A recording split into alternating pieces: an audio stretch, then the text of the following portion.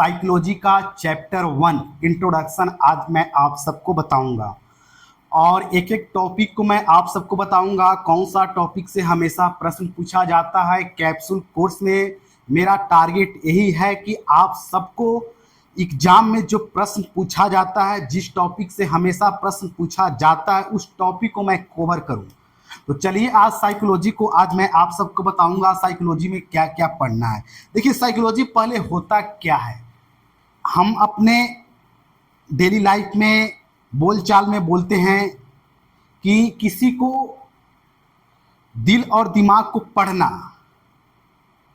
किसी को दिमाग को पढ़ना, माइंड को पढ़ना, यही साइकोलॉजी है। अपने डेली लाइफ में हम सब यही सब को यूज करते हैं। कई बार आप सुने होंगे मनोविज्ञान।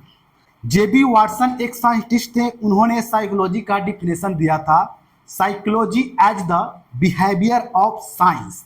बिहेवियर ऑफ साइंस ये मोस्ट इंपोर्टेंट लाइन है।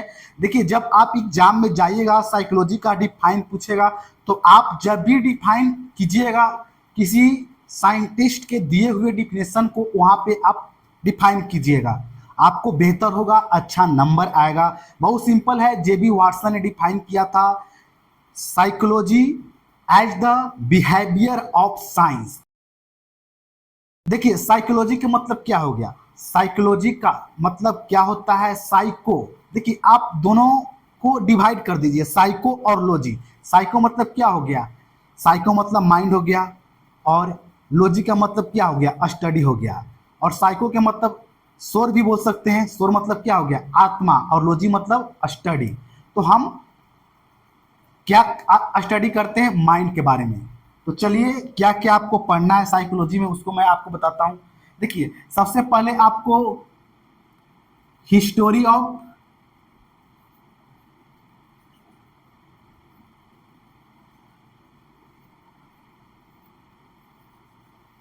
Psychology, history of psychology, scope of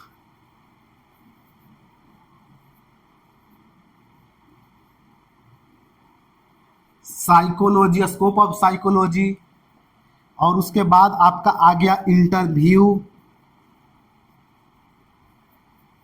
इसके बाद आपका आ गया 1 2 3, और उसके बाद आपका आ गया नर्स स्टडी। देखिए आपको जो जो इसमें इंपॉर्टेंट है मैं आपको सर्कल कर दूंगा, कौन सा सबसे इंपॉर्टेंट है। देखिए आपका नर्स स्टडी साइकोलॉजी। देखिए ये 4 टॉपिक हम लिखे हैं, मोस्ट इंपॉर्टेंट है, आपको जरूर ये पढ़ लेना है। और उसमें सबसे इंपॉर्टेंट आपका हो गया स्कोप, और ए स्कोप सबसे इंपॉर्टेंट है, और नर्स स्टडी साइकोलॉजी। देखिए नर्स स्टडी साइकोलॉजी जो है मैं शॉर्ट में लिखा हूं, इसको आपको पूछ देगा what is the role of psychology in nursing. Nursing में साइकोलॉजी का क्या रोल है, ये प्रश्न हमेशा पूछा जाता है, बहुत इंपॉर्टेंट है। इस प्रश्न को आप जरूर पढ़ लीजिएगा, और इस वीडियो में भी मैं आपको बताऊंगा रोल क्या है साइकोलॉजी का, और उसके बाद स्कोप ऑफ साइकोलॉजी। इसमें भी चलिए अब मैं आपको बताऊंगा history of psychology, history of psychology. देखिए इसमें आपको ज़्यादा नहीं 5-6 सेंटेंस आपको इसके बारे में लिखना होगा। और देखिए अगर पूछता है तब पूछने का इसका पॉसिबिलिटी बहुत कम है। पॉसिबिलिटी इसका होता है स्कोप ऑफ साइकोलॉजी और नर्स, क्या साइकोलॉजी का रोल है नर्सिंग में। ये दोनों प्रश्न बहुत ज़्यादा चांस होता है पूछने का, और इंटरव्यू तो पूछेगा ही नहीं, और इसको पूछने का बहुत कम चांस है। अगर पूछ दे भी तो आप 4-5 लाइन तो उसके बारे में आप लिख दीजिएगा कि एक साइंटिस्ट थे विलियम वाउंड, वो साइकोलॉजी के फादर ऑफ साइकोलॉजी से जाने जाते हैं। उन्होंने फर्स्ट यूनिवर्सिटी जर्मन में एस्टेब्लिश किया था, स्थापना किया था। तो इस तरह से आप अपने शब्दों में लिख दीजिए कुछ उसके बारे में, साइकोलॉजी क्या होता है। इस तरह से आप डिफिनेशन थोड़ा सा ऐड कर दीजिए और उसमें हिस्टोरी में आप डाल दीजिए। चलिए अब नेक्स्ट है स्कोप ऑफ साइकोलॉजी। देखिए डिफिनेशन भी अगर डालते हैं तो सही है, नहीं डालते हैं तो आपको मेन तो यहाँ पे हिस्टोरी के बारे में फोकस करना है, उसके बारे में, इतिहास के बारे में। तो साइंटिस्ट का नाम और यूनिवर्सिटी के नाम आप वहाँ पे मेंशन कर दीजिएगा। चलिए अब है आपका next scope of psychology. Psychology का क्या स्कोप है भैया? नर्सिंग का क्या स्कोप है, डॉक्टर का क्या स्कोप है, इंजीनियरिंग का क्या स्कोप है?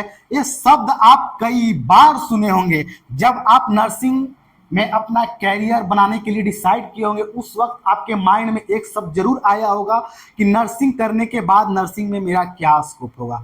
उसी तरह से आज हम जानेंगे स्कोप ऑफ साइकोलॉजी। स्कोप क्या है साइकोलॉजी का? तो इसका भी बहुत सारा स्कोप है साइकोलॉजी का। जैसे में आपका हो गया physiological psychology, personality psychology, school and educational psychology, educational and school psychology ऐसे भी बोल सकते हैं, clinical psychology, counselling psychology, environmental psychology. तो इस तरह से स्कोप है साइकोलॉजी का। तो आप जो साइकोलॉजी का स्कोप होगा उसमें आप तो 3 सेंटेंस आप लिख दीजिएगा। एक और साइकोलॉजी है psychology of women, psychology of women. तो यहाँ पे हम लोग वुमेन के बारे में जानते हैं, उसके डेवलपमेंट और उसके बिहेवियर के बारे में। तो इस तरह का स्कोप है साइकोलॉजी का। चलिए नेक्स्ट है इंटरव्यू। देखिए इंटरव्यू ये पढ़ना है लेकिन ये कोई इंपॉर्टेंट है नहीं, और आप तो इंटरव्यू जानते ही होंगे इंटरव्यू क्या होता है। तो आप इंटरव्यू से अगर प्रश्न पूछ देता है तो आप इंटरव्यू लिख दीजिएगा उसके बारे में क्या इंटरव्यू है। और एक चीज मैं आपको बता देना चाहता हूं, टाइप्स ऑफ इंटरव्यू। मैं आपको बता देना चाहता हूं टाइप्स ऑफ इंटरव्यू क्या होता है। देखिए 3 तरह के टाइप्स ऑफ इंटरव्यू होते हैं। एक सुटेबल हो गया, एक अनसुटेबल हो गया, एक इनडायरेक्ट इंटरव्यू हो गया। तो ये 3 तरह का इंटरव्यू है, ये भी 3 को आप इसमें ऐड कर दीजिएगा, बेहतर होगा। अगर पूछता है तो इसका पूछने का चांस बहुत कम है, ना के बराबर है, लेकिन इसका और इसका ये दोनों का बहुत है। चलिए अब ये नर्स स्टडी साइकोलॉजी। नर्स क्यों स्टडी करती है साइकोलॉजी, और नर्सिंग में क्या रोल है साइकोलॉजी का, ये बहुत इंपॉर्टेंट है। क्या रोल है? देखिए बहुत बड़ा रोल है नर्सिंग में साइकोलॉजी का। मेडिकल लाइन में ही बहुत इंपॉर्टेंट रोल है साइकोलॉजी का। क्यों है चलिए हम बताते हैं आपको। देखिए नर्स पेशेंट को उसका फेस से पढ़ लेता है उसको क्या समस्या है। देखिए बहुत सारे ऐसे पेशेंट होते हैं जो अपना समस्या को शेयर नहीं कर पाते हैं, और उस वक्त नर्स साइकोलॉजी के माध्यम से वो जान जाते हैं। अगर कोई ओल्ड पेशेंट है उसको क्या प्रॉब्लम है, पेन है, क्या उसमें दिक्कत है, तो उस चीज को जानने का प्रयास करते हैं हम साइकोलॉजी के माध्यम से। तो साइकोलॉजी एक बहुत बड़ा सिलेबस है। आप जैसे जैसे आगे बढ़िएगा बहुत सारा चीज आप जानिएगा क्या है साइकोलॉजी में।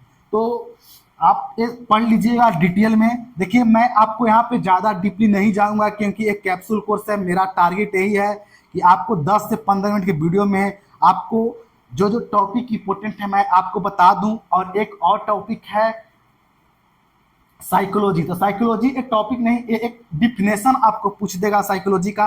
तो आप ज़्यादा प्रयास कीजिएगा कि साइकोलॉजी के आप जब आप डिफिनेशन लिखें उस वक्त किसी साइंटिस्ट के दिया हुआ डिफिनेशन के लिखें। एक छोटा सा मैंने आपको बताया था जेबी वाटसन का दिया हुआ definition, psychology as a science of behaviour, psychology as a science of behaviour, ये आप लिख सकते हैं।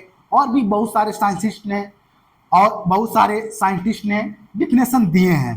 तो आगे भी मैं आप सबको नेक्स्ट वीडियो लाऊंगा चैप्टर 2 का। और अगर किसी भी तरह का आपको कोई डाउट है तो आप कमेंट कर सकते हैं। और हाँ, आप हमारे व्हाट्सएप ग्रुप और टेलीग्राम में जुट जाइए, वहाँ पे आपको सब मिल जाएगा, नोट मिल जाएगा। चलिए तो बहुत बहुत धन्यवाद।